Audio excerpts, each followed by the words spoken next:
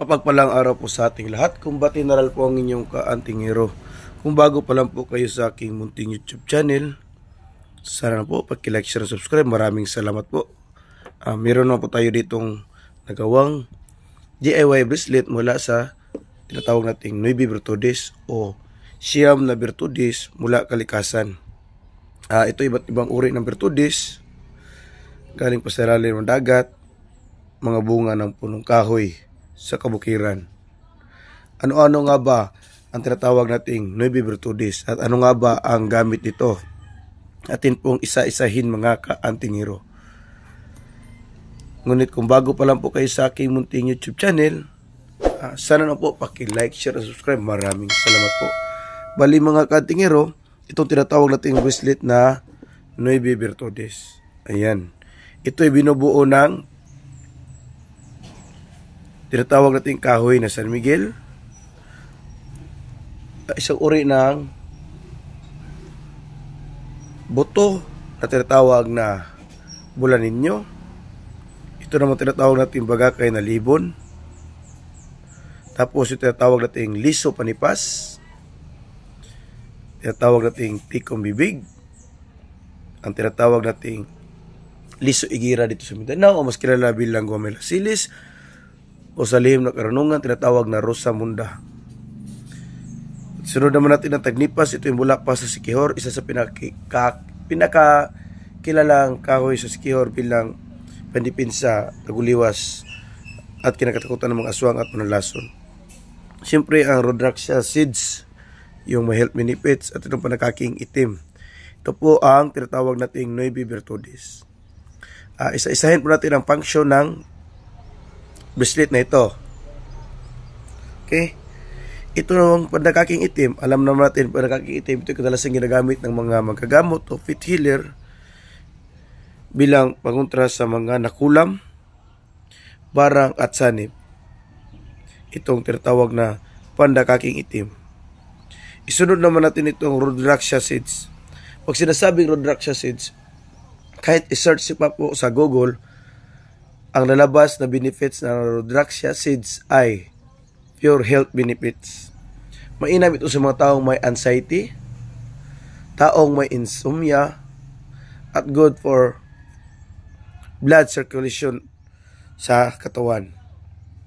Ito ang pangunahing birtud ng Rhodracia seeds. Kaya kung mapapansin niyo po, sa banda ng India, ito tinatawag nilang Tears of Shiva o luha ng kanilang Panginoong si Shiva.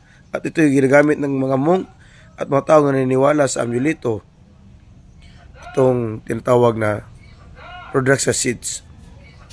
Ito namang tinatawag na kahoy na tagnipas. Ito namang kahoy na tagnipas ay nagmula pa sa Siquijor. Isa ito sa pinakakilalang kahoy na ang birtud ay kinakatakutan ng aswang at manalason. At taguliwas din ito sa mga kapahamakan. Isunod naman natin ay ang tinatawag namin dito sa Mindanao na liso igira.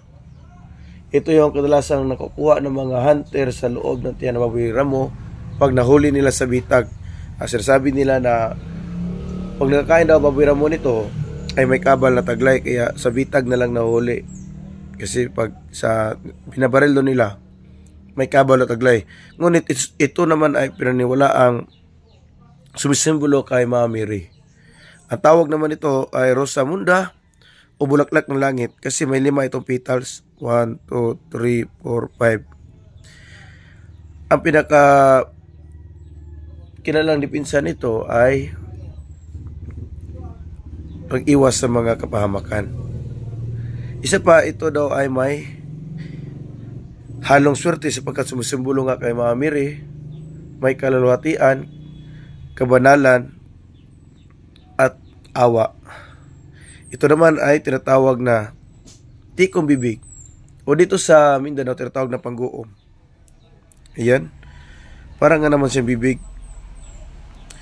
Mapapansin nyo sa mga Indonesian, ito ang kanilang ginagawang bracelet, yung mga mahilig sa anting-anting, yung ganito.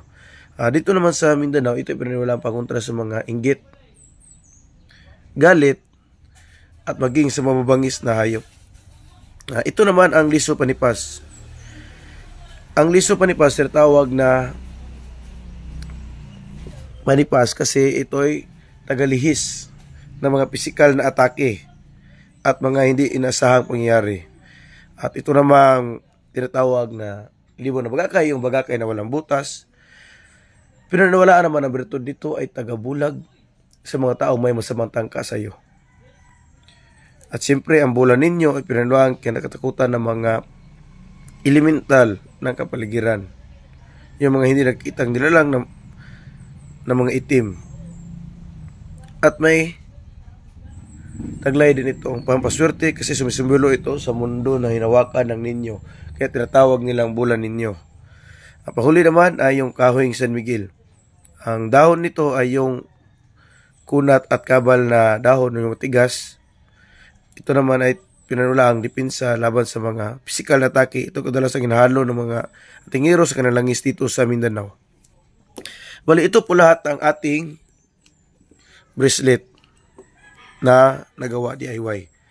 Ang bracelet mula sa tinatawag namin dito na 9 virtudes na binubuo ng siyam na iba't ibang uri ng mga virtudes galing kalikasan.